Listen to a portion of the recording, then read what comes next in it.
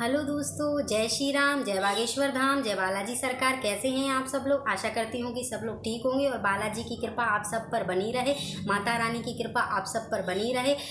आज का वीडियो बहुत ही महत्वपूर्ण होने वाला है, तो आज के वीडियो में आप एंड तक बने रहें, आखिर तक मेरे वीडियो को देखें। अगर आप आखिर तक वीडियो को देखेंगे तो आपको समझ में आएगा कि ये वीडियो क्यों इतना महत्वपूर्ण है। और अगर आपने मेरे चैनल को सब्सक्राइब नहीं किया है तो सब्सक्राइब करें और वीडियो को, जो आप वीडियो देखते हैं उसको शेयर ज़रूर करें, एक लाइक करें। अगर आपके एक लाइक से मेरा बहुत मोटिवेशन बढ़ता है कि मैं और वीडियो बनाऊं, आप तक और वीडियो लेकर आऊं और अच्छी अच्छी वीडियो बनाऊं, जिससे आपको भी लाभ हो और जो भी वीडियो देखते हैं उनको भी लाभ हो। तो अभी अगर आपने मेरे चैनल को सब्सक्राइब नहीं किया है तो सब्सक्राइब करें, बेल आइकन को क्लिक करें ताकि आपके पास सबसे पहले मेरे वीडियो का नोटिफिकेशन पहुँच सके। तो आज की वीडियो में बहुत ही महत्वपूर्ण व्रत के बारे में बताने वाली हूँ जो आने वाला है व्रत, और वो व्रत है हरतालिका तीज। और उसके लिए आप सबको शुभकामनाएं हरतालिका तीज की। तो आज मैं आपको बताने वाली हूँ उसका शुभ मुहूर्त कब है और उस व्रत को करने के नियम क्या है और वो व्रत किस देवी देवता का है और उसमें क्या खाया जाता है, क्या नहीं खाया जाता है, स्त्रियाँ क्या करें क्या नहीं करें, और जो पहली बार जो स्त्रियाँ व्रत रख रही हैं उसमें उनके लिए क्या महत्वपूर्ण, मतलब बहुत ही महत्वपूर्ण बात मैं आज आपको बताने जा रहे हैं। इसीलिए वीडियो को स्किप ना करें, आगे तक वीडियो को देखें। अगर आप वीडियो को पूरा देखेंगे तो आपको बहुत कुछ समझ में आएगा। और अगर आप कुछ भी समझ में आता है और कुछ भी आप मुझसे आगे की वीडियो में कुछ भी पूछना चाहते हैं तो उसके लिए आप कमेंट्स बॉक्स में मुझे बता सकते हैं, तो मैं आपको उसके बारे में भी जानकारी दूंगी। तो आज का वीडियो है हरतालिका तीज का महत्व। सबसे पहले तो शिव पार्वती का महत्व होता है, इसमें शिव पार्वती के प्रेम का प्रतीक होता है ये हरतालिका तीज का व्रत। इसीलिए इसे स्त्रियां और अच्छे से रखती हैं, क्योंकि ये पति के लिए, पति की आयु के लिए रखा जाता है, पति की लंबी आयु के लिए रखा जाता है, अखंड सौभाग्य के लिए रखा जाता है। इसमें महिलाएं अपने अखंड सौभाग्य के लिए ये व्रत रखती हैं। तो आज मैं आपको बताऊंगी कि ये व्रत कब स्टार्ट हुआ, किसने स्टार्ट किया। ये व्रत होता है माता पार्वती ने जब शिव जी को पाने के लिए तपस्या की थी। इसकी कथा है, कथा मैं आपको आखिरी में बताऊंगी कि कथा सुनना क्यों ज़रूरी है। तो मैं आपको पहले स्टार्टिंग में बताऊंगी ये व्रत क्यों रखा जाता है, इसका क्या महत्व है। तो इसका महत्व है जब माता पार्वती जी ने इतनी तपस्या की थी शिव जी को पाने के लिए, तो उसी प्रकार महिलाएं भी ये व्रत रखती हैं कि अपने मतलब अच्छा वर प्राप्त करने के लिए। जो कुंवारी कन्याएं भी ये व्रत रख सकती हैं, जिनकी अभी शादी नहीं हुई, जिनके विवाह में कोई बाधा आ रही है, वो भी ये व्रत रख सकती हैं, तो उन्हें अच्छा वर प्राप्त होगा। और जो महिलाएं जिनकी शादी हो गई है, जिनका विवाह अभी हुआ है, उनके लिए तो ये बहुत महत्वपूर्ण होता है पहला हरतालिका तीज का व्रत रखना। तो इस दिन महिलाएं सुबह प्रातः, अब मैं आपको बताऊंगी संकल्प कैसे लिया जाता है इसका। सुबह प्रातः उठ के शुभ मुहूर्त है इस बार 18 तारीख को है, 18 सितंबर को शुभ मुहूर्त माना गया है। इसका समय अलग अलग है, मैं वो आपको बाद में बताऊंगी। तो पहले आप ये सुनिए कि इसका संकल्प किस प्रकार से लिया जाता है। तो इसका संकल्प लेने के लिए सबसे पहले प्रातःकाल उठते हैं। प्रातःकाल आप उठें, स्नान करें और स्नान करने के बाद आप सबसे इसमें महत्वपूर्ण हरतालिका तीज, मतलब इसमें हरे रंग के अगर आप वस्त्र पहनेंगे, हरी चूड़ियाँ पहनेंगे तो ये बहुत ही महत्वपूर्ण होगा। तो इस तीज में क्या है, आप सुबह उठें, स्नान करें, सुबह जल्दी उठ जाएं, स्नान करें। जो पहली बार व्रत रख रही हैं स्त्रियां, वो ज़रूर सुने इस चीज़ को कि आप सुबह उठें। आप जैसे पहली बार जब हम व्रत रखते हैं तो हमें मायके से जो जैसे करवा चौथ के व्रत में सरगी आती है, मायके से जो हमारे लिए जो वस्त्र आते हैं, जो मायके से जो सामान आता है उसी का उपयोग किया जाता है इसमें। जैसे हमें अब मायके से जैसे वस्त्र आते हैं, पूजा का सामान आता है, तो वही साड़ी पहनकर, जो मायके से आपके लिए जो वस्त्र आए हैं, साड़ी आई है, तो वही पहन के आपको पूजा करनी है पहले। क्योंकि मैं इसलिए बता रही हूँ, जो पहली बार लड़कियाँ या महिलाएं व्रत रख रही हैं तो उनके लिए बहुत ही ज़रूरी सूचना है।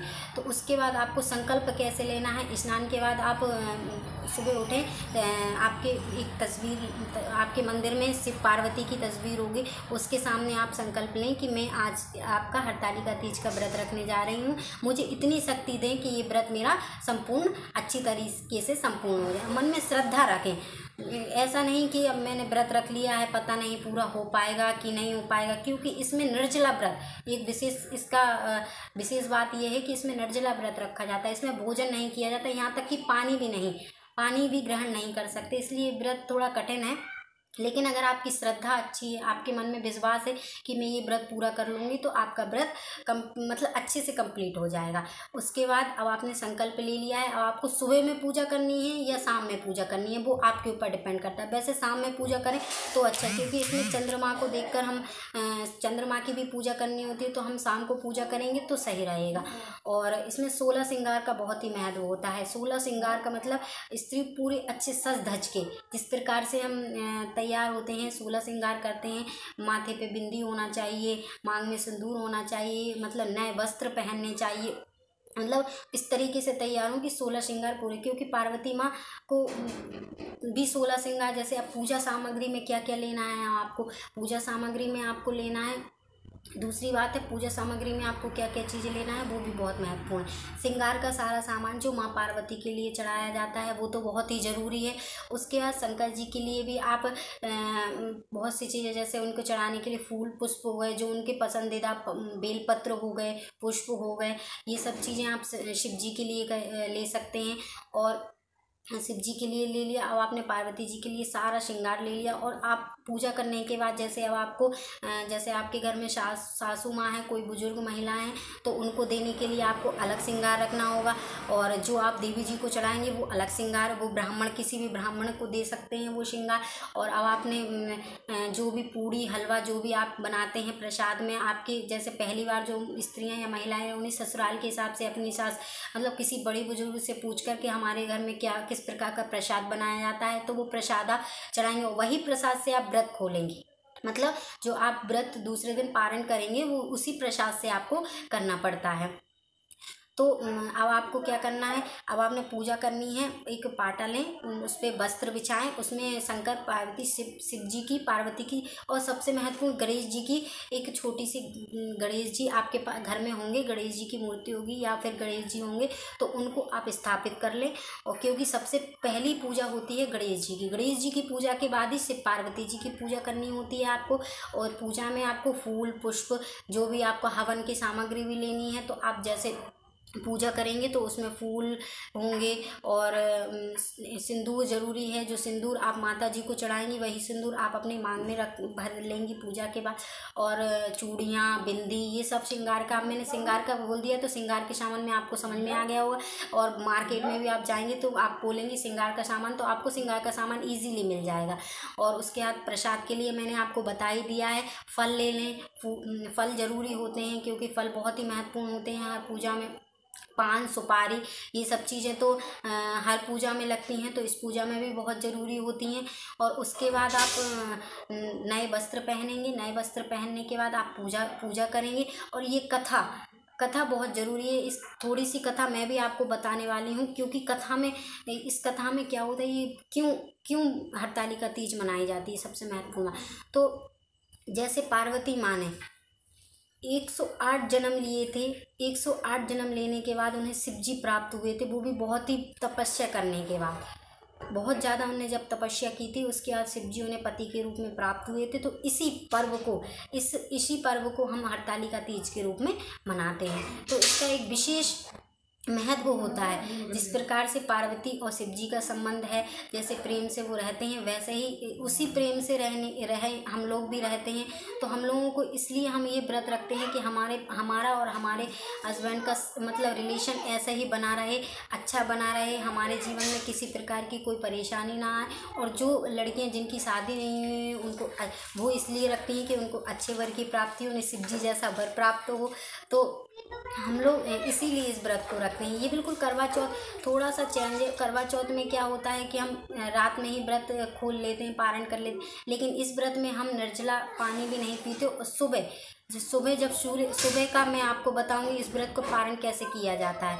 तो जैसे आप सुबह अगर आप रात में जैसे आप कोई रात में भी इसका पारण मतलब व्रत को खोल लेता है, लेकिन सुबह जो व्रत सुबह खोलते हैं उनका ये होता है कि जैसे जो साड़ी आपने रात में पूजा के टाइम में पहनी है वही साड़ी आपको सुबह भी मतलब वो जोड़ा कुछ भी जैसे पहली बार कोई व्रत रखता है तो मायके से आई हुई साड़ी पहनता है, तो वही साड़ी जब आप जब आपका व्रत समाप्त हो जाएगा उसके बाद जब आप व्रत खोलेंगे या पारण करेंगे तो उस समय भी आपको वही वस्त्र पहनने हैं। और उस समय आप सुबह स्नान करके दूसरे दिन जिस दिन व्रत के दूसरे दिन आप सुबह स्नान करने के बाद सूर्य देव को जल अवश्य चढ़ाएं। सूर्य देव से आपने प्रार्थना करें कि हे सूर्य देव मेरा व्रत अच्छे से संपूर्ण हो गया है। उसके बाद अब आप सूर्य देव को जल चढ़ाने के बाद अब शिव पार्वती के सामने जहाँ आपने मंदिर बनाया है, झांकी सजाई होगी आपने रात में पूजा करने के लिए, वहीं पर आके शिव पार्वती जी से भी कहे कि हे पार्वती, हे शिव भोलेनाथ, मैंने सच्चे मन से आपके व्रत को किया है और आपने मेरे इस व्रत को पूरा करने में आपने बहुत ही मुझे इतनी शक्ति दी कि मैंने आपका ये व्रत पूरा किया है। इस प्रकार से आप सुबह उनकी आरती करें, पूजा करें, उसके बाद ही अपना व्रत खोलें। और व्रत खोलने के लिए अगर आप सबसे अच्छा हो आपका पतिदेव आपको जल खुद ही अपने हाथों से पिलाएं तो ये बहुत ही अच्छा होगा। और अगर ऐसा नहीं हो पा रहा है तो आप ही अपने हाथ से सबसे पहले वो जो प्रसाद आप चढ़ाते हैं उससे अपना व्रत पारण कर सकते हैं, मतलब व्रत खोल सकते हैं। उसके बाद आपको आपका व्रत समाप्त हो गया। इस व्रत को रखने का बहुत ही महत्व माना गया है। हर सुहागन स्त्री चाहती है कि उसका सौभाग्य, अखंड सौभाग्य उसको प्राप्त हो और अच्छे से वो अपने पति के साथ जीवन व्यतीत करे, जितना भी उसका जीवन होता है। तो ये व्रत बहुत ही पति की लंबी आयु के लिए व्रत रखा जाता है।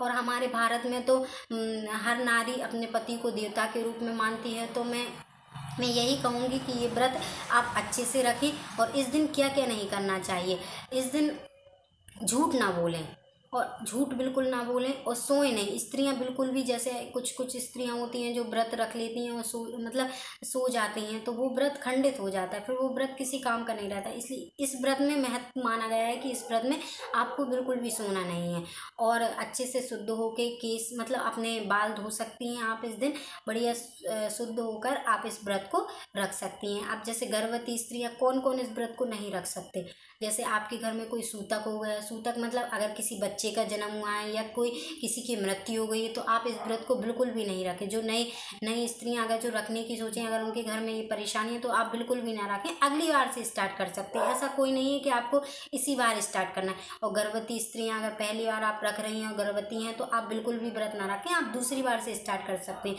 क्योंकि ये निर्जला व्रत होता है, इसमें पानी तक नहीं पीते, इसीलिए व्रत थोड़ा कठिन होता है। इसलिए सोच समझ के, यदि कोई स्त्री बीमार है तो जैसे बहुत से लोग पूछते हैं कि अगर हमें व्रत नहीं रखना है और हम क्या करें, उद्यापन करना चाहते हैं, तो इसका भी एक नियम होता है। जैसे आप हरतालिका तीज का व्रत नहीं रख पा रहे हैं और आप तो इसका उद्यापन करने के बाद जैसे आप किसी भी अपनी, अगर आप कोई आपकी रिलेशन में कोई भाभी हैं या आपकी बहन है या कोई भी आपके घर में है तो आप उसको दे सकते हैं। उसके लिए आपको उसको सोने की कोई चीज़ बनवा के, जैसे कान के बाले हुए या कुछ भी सोने की छोटी सी चीज़ बनवा के आप उसे दे देंगे तो वो आपका व्रत वो उसको आप दे सकते हैं। तो विषम परिस्थिति, जैसे आपके पास रखने का मतलब आप नहीं रख पा रहे हैं, कोई परिस्थिति आ गई है या आप व्रत छोड़ना चाहते हैं तो उसका उद्यापन करना बहुत ज़रूरी होता है। उसके बाद ही आप व्रत नहीं रखेंगे, नहीं तो आपको इस व्रत को छोड़ना नहीं होता है। बहुत ही अगर आपको कठिनाई है तभी आप इस व्रत को छोड़ सकते हैं।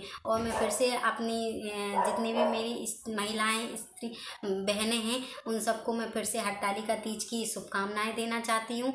और आपका व्रत शुभ हो, आपका व्रत अच्छे से संपूर्ण हो।